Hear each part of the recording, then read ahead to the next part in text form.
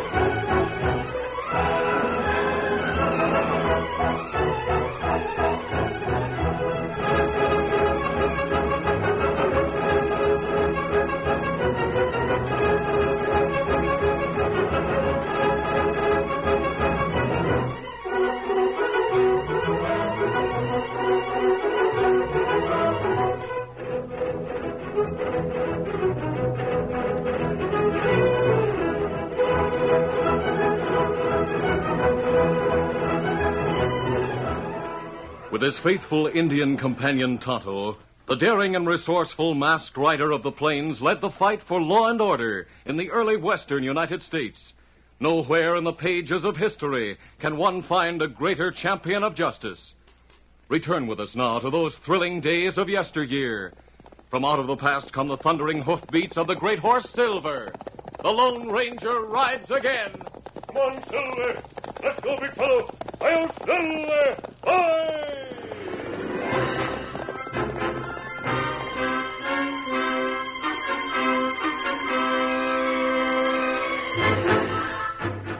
Walt Carver was a big man, hard as nails and faster on the draw than any other man in the territory. At 50, Walt hadn't changed much. He was still hard and tough and quick of temper.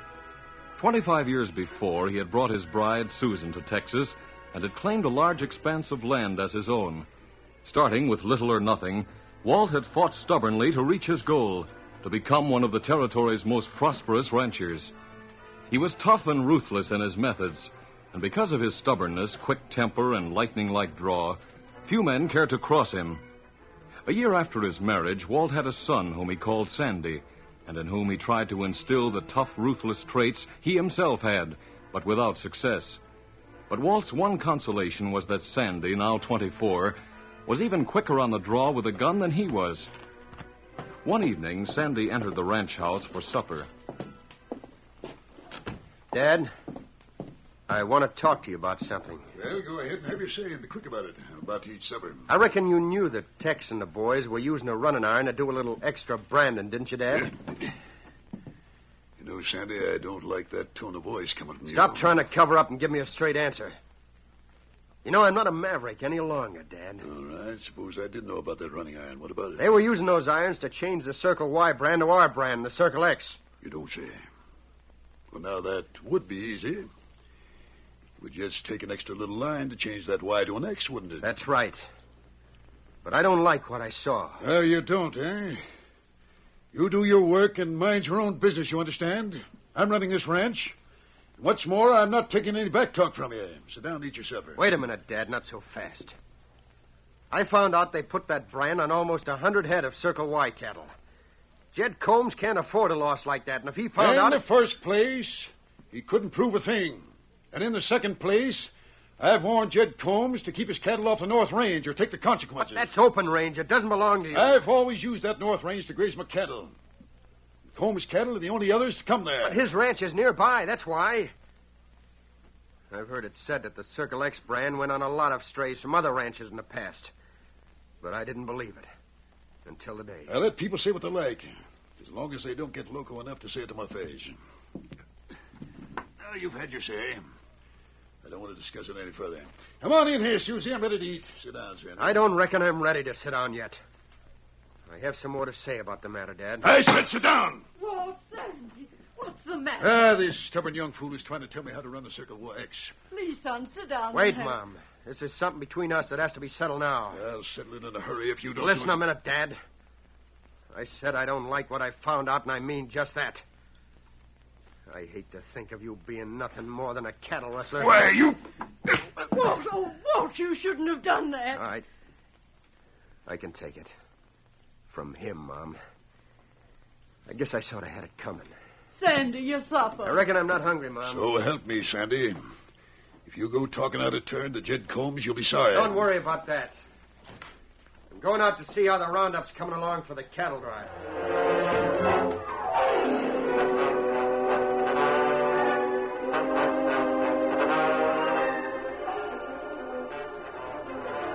The following morning, Walt Carver rode out to the range to give last-minute instructions to Sandy and to text the foreman as the big drive to the stockyard started.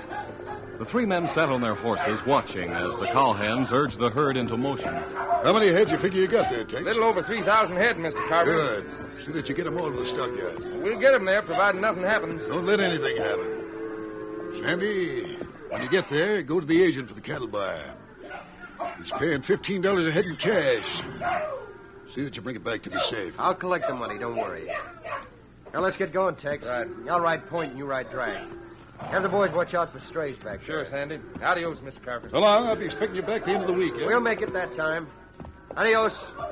Get up there. Get up.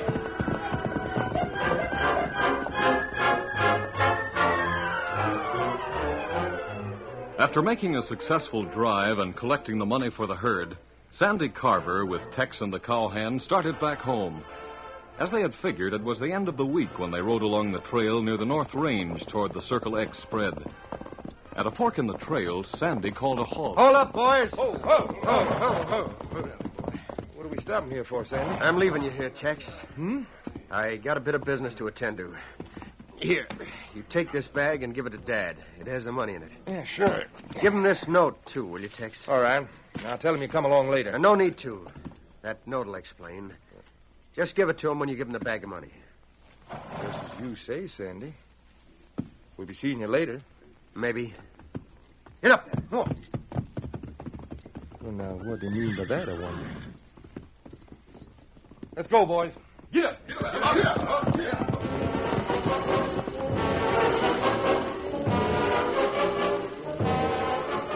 A short time later, Sandy reined up in front of Jed Combs' place, the Circle Y Ranch.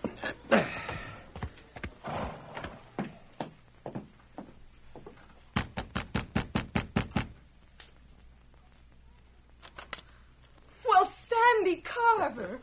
Oh, it's good to see you. Thanks, Peggy. Glad to see you, too. Come on in. I don't mind if I do. I want to talk to your father.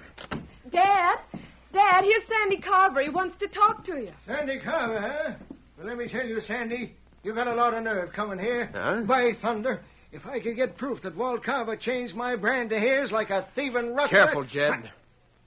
He's my father, you know. I know that. You can tell him what I said if you want to. If he wasn't so quick-tempered and fast on the Please. Hold Dad. on, Jed. I came here about your strays. You did, huh? Well, speak up. What about him? Well, it was easier to just drive them along to the stockyards with ours than to go to the trouble of culling them out of the herd. So that's what we did. We figured there were about 100 of your cattle. We got a good price for them, and I brought you the money. Here it is. $1,500 in cash. Well, by thunder, guess I misjudged Walt at that. $15 a head, huh?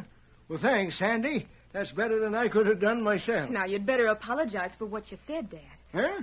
I'll do better than that. I'll ride over tonight and thank Walt in person. No, Jed, you better not do that. Why not? Well, it was sort of my idea. Bringing over that cash, I mean. You see, Dad, well, he... I reckon I get it now. I couldn't savvy Walt's changing like that all of a sudden. Guess I got you to thank, huh? But, tell me, what's Walt going to say when you go home? I'm not going home, Jed. I reckon I don't have to do any hedging. You know Dad pretty well. Sandy, I'm glad you're different from your dad. Like you said, I know him plenty well. And he won't be forgetting it if you did this without his consent. Oh, Sandy. He has his faults, Jed, but like I said, he is my dad. I know he won't like this, so I'll let him make the next move. I'll stop at the hotel in town for a while. I better be getting along now. Adios, Jed. Adios, Sandy. Come around again soon. Thanks. Sandy, I do hope your father won't make trouble for you. I'll know before long. If he wants to, he'll know where to find me. Goodbye, Peggy. I'll be seeing you again for sure.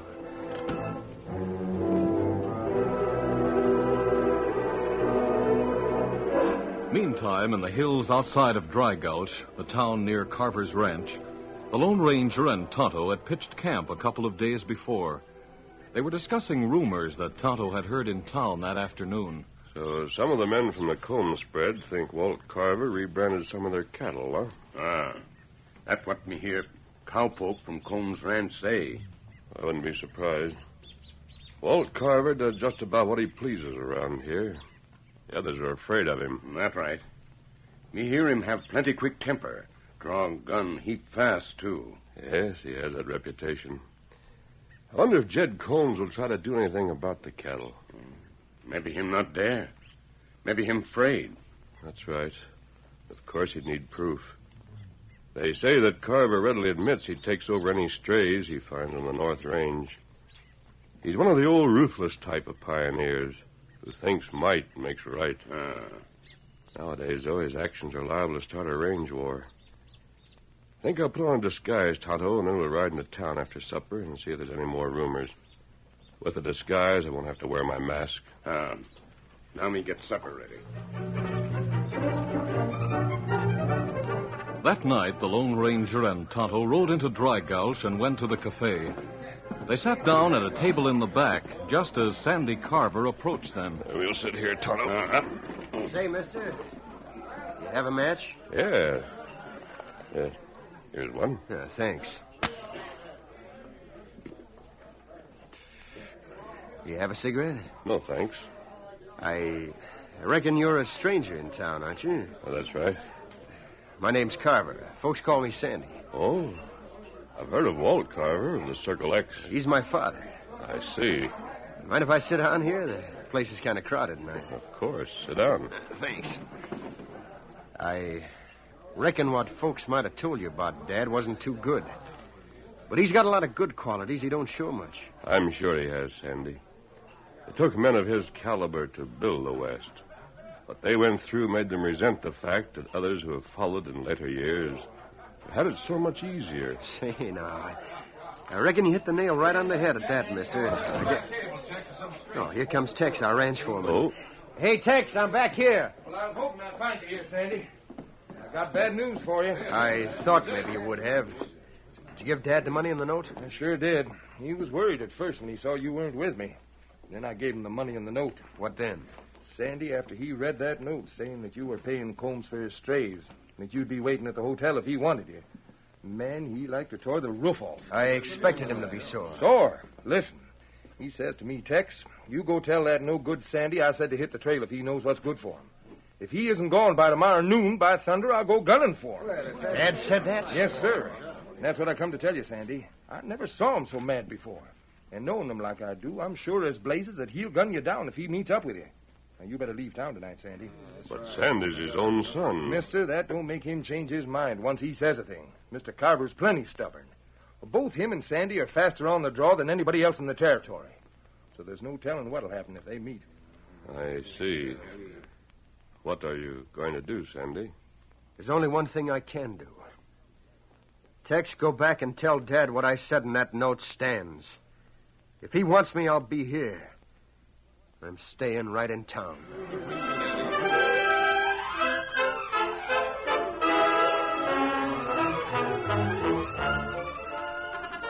The curtain falls on the first act of our Lone Ranger story.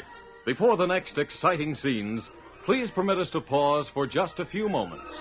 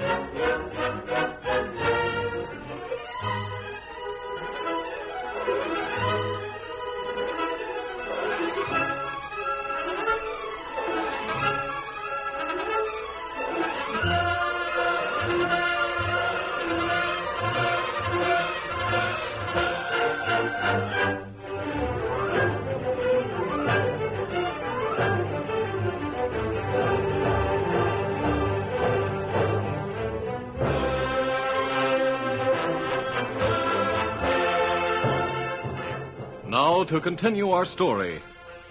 Sandy Carver had just met the Lone Ranger and Tonto in the cafe when Tex, the ranch foreman, came in with a message from Mr. Carver saying that unless Sandy hit the trail before noon the next day, his father would come gunning for him. The others in the cafe closed in around the table as Tex told Sandy the news. And when the Lone Ranger asked him what he intended to do, they were surprised by his answer, that he was going to stay in town. You mean you're going to stay here and wait for your father to come gunning for you, Sandy? I couldn't run away, Tex, or I'd feel like a coward. Hey, your dad's greased lightning with a gun. Sandy's as good as he is. Sure, I'd bet on Sandy. I've heard, Sandy, that you're as quick on the draw as your father. Not quicker. But if you stay and face him... Don't worry, mister. I reckon I know what you're thinking. Well, guess I'll be getting down to the hotel for a little sleep. Adios, everybody. Good night, Sandy. Adios, Sandy. Let's get out of here, Tonto.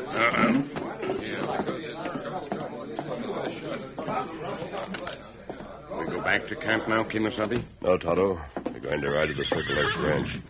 I want to have a talk with Walt Carver. Easy, steady, big easy, Scout. Easy, fella. Come on, Silver. Get him up, Scout.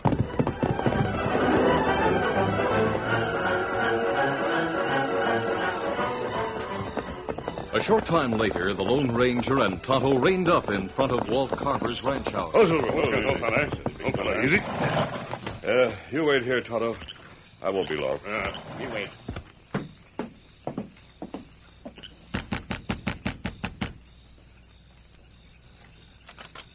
Good evening, stranger. What can I do for you?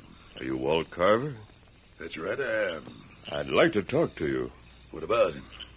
About your son, Sandy. So he sent you here, huh? Get away from that door. Oh, wait a minute. I'll give you 1 second to get your foot away so as I can close this door. I said I came to talk to you, Mr. Carver. Yes, and this says you get away from here pronto. There's no need for that gun. Get back on your horse before I put a bullet in you, mister. I'm not talking to any of Sandy's cronies now or ever. Now get. From what I see here, I believe you would gun down your own son at that. When I say a thing, I mean it. Go tell Sandy that. If he hasn't got sense to know already. Your son isn't going to leave town, Mr. Carver. He decided to wait for you. Well, that proves he's no coward anyway. Are you going, or do I have to shoot him? I'm going. We'll meet again, Mr. Carver. Adios. Big fellow. He's a strange man, Tonto. He's hard and stubborn. Yet he seemed proud of the fact that Sandy isn't going to run away. Come on, Silver. Get him up, Scout.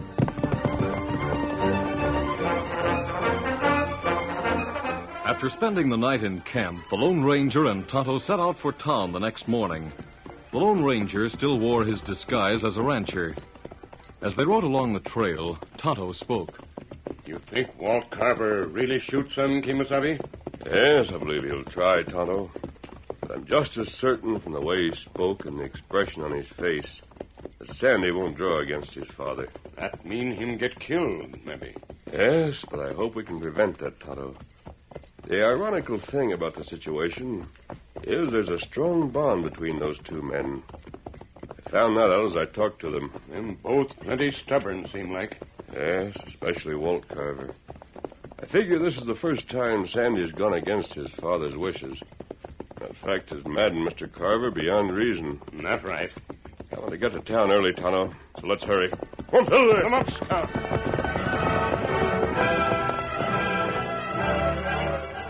Meantime, Sandy had an early morning visitor at the hotel.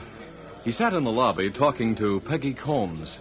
Sandy, when I heard about what your father intends to do, I just had to come here. I'm glad you did, Peggy. Please, Sandy, it isn't too late. Leave town now. Everybody knows your father's too stubborn to back down. And if you two meet at noon, he'll kill you. Oh, please go, Sandy. You know as well as I do, Peggy, I can't run away. No. No, I suppose you can't. How, Sandy, to think this is all because of what you did for my father. I'd do it again, too. I was hoping that Dad would, well, sort of see things my way after I got a chance to talk to him. But I guess he'll never change. Oh, Sandy, it's all so awful. One way or the other, honey, I figure it'll turn out for the best. I'll be meeting him outside, so you better wait in here, Peggy. Well, maybe I'll be seeing you later. As noontime approached, tension mounted in town. Crowds lined the street outside of the hotel, waiting for the meeting between Walt Carver and Sandy. The Lone Ranger and Tonto stood near the hotel porch, beside the ranch foreman, Tex. So help me, mister, if Walt Carver guns down Sandy, Wait. Take it easy, Tex. Wait and see what happens. There comes Sandy from hotel now. Hey, Sandy. Hello, Tex. We're pulling for you, Sandy. But you gotta promise to use your gun. If you don't, Thanks, Tex. I know what I'm going to do. Doggone it, you're as stubborn as your dad. Maybe. Hey, here comes Walt Carver, riding in with some of the Well, this is it. I better get into the middle of the street where he can see me waiting. Good luck, Sandy. Thanks, mister. Adios. Adios. Sandy. Adios. Hang it all. There he goes, walking out calm as you please, knowing it might be his death. Sandy has a lot of courage. Yeah, Walt Carver sure looks mean. Get them horses out of the way. As Walt Carver, who was about 50 feet away, turned toward his son, the crowd became deadly quiet. Sandy stood calmly, his arms loose at his sides, and stared steadily at his father as the older man began to walk slowly toward him. Every eye in the crowd was glued to the two men, enacting the drama before them. And with the crowd, the Lone Ranger and Tonto listened intently as Walt stopped walking about 10 feet away and spoke angrily. I told you to hit the trail, Sandy, or take the consequences. No hombre crosses me and gets away with it. Not even my own son. Him look plenty mad. Him not hesitate to shoot. Wait, Tonto. Listen. I'm giving you a chance, Sandy. I've taught you to draw and shoot as good as I can. I'm counting 3. Then you better draw, you savvy? I heard you, Dad. All right, then. 1. The crowd tensed as Walt counted 1. All eyes went to Sandy for the moment, and the same thought seemed to strike everyone. Sandy won't draw against his father. He's a fool if he don't. Walt will gun him down. 2. I can't stand it if Carver shoots Sandy, so help me, I'll gun him down right after. Wait, Tex. Control yourself. You better be thinking about drawing, Sandy. It's you or me now. Oh, wait a minute, Carver. I've got you covered. Don't move. Oh, he hired you to interfere, huh? No, he didn't. It's about time you realized your son won't draw against you. I'll take your gun. He takes Sandy's gun. Boy, Thunder, maybe you got my gun. But now I'll beat that boy with my fist within an inch of his life. I'm sorry they took your gun and mine, Why, Dad. you fool. I'll show you can't cross me. Fight him back, Sandy. Get up and stop him. All right, get to your feet. Now take this and this. Walt rained blow after blow upon Sandy, who never raised a hand to defend himself. Then, as the sun fell down after another hard blow, the Lone Ranger came between them and faced Walt Carver. Oh, wait, Carver. About time you learned a lesson from someone who will strike back. Oh, you're interfering again, huh? Well, no hombre has ever outdrawn or outfought me yet, mister. Now I'll teach you a thing or two. You asked for this. Take you for Sandy. If you want more, get up. Let him have it. You're plenty tough, mister. But I'm not through yet. Hold on, stranger. Well, Sandy? You hit him again, you're going to have to lick me, savvy? Yes, I understand. Now, see here, Sandy. You mean you'd stand up to that bolt of lightning after seeing what he's doing to me? He heard what I said.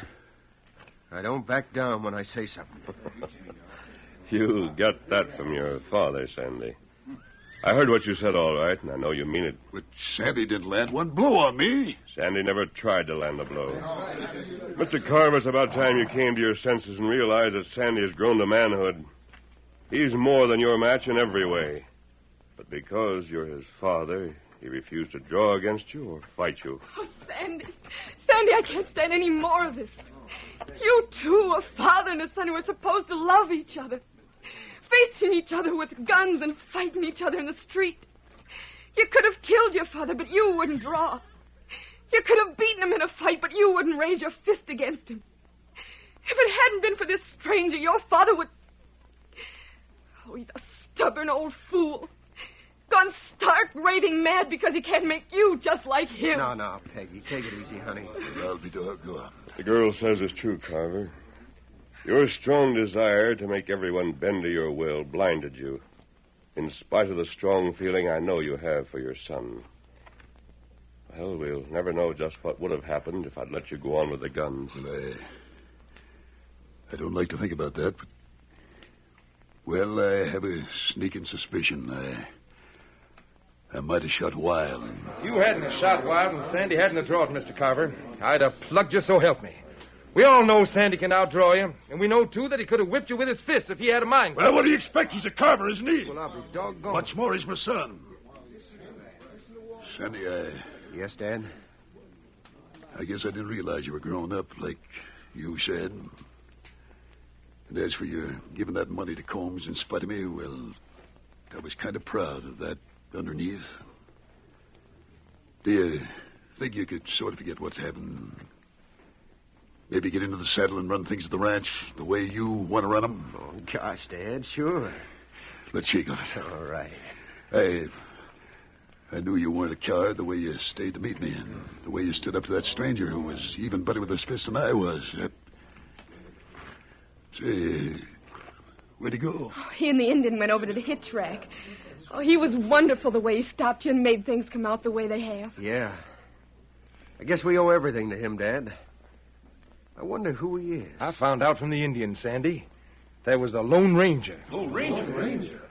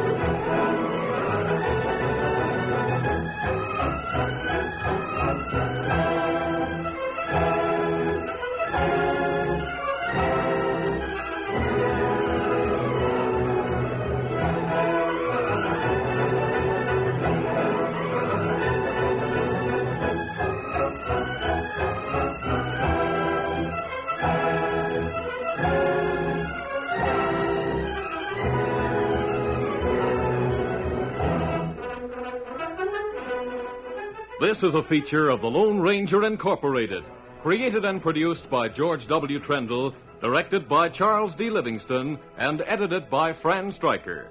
The part of the Lone Ranger is played by Brace Beamer.